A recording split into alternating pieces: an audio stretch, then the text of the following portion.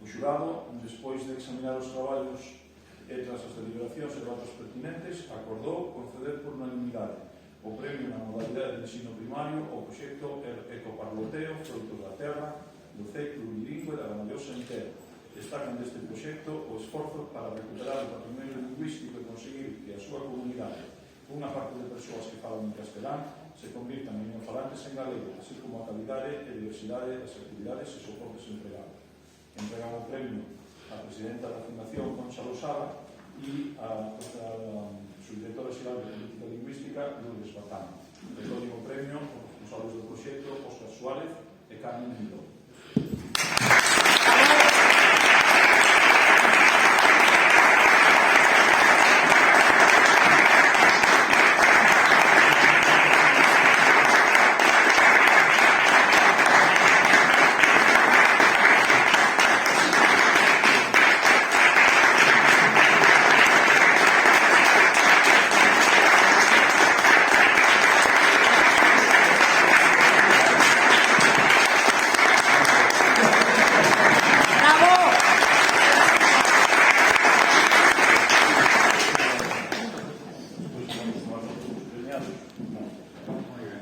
Na modalidade de ensino secundario presentaronse en tempo e forma os seguintes traballos: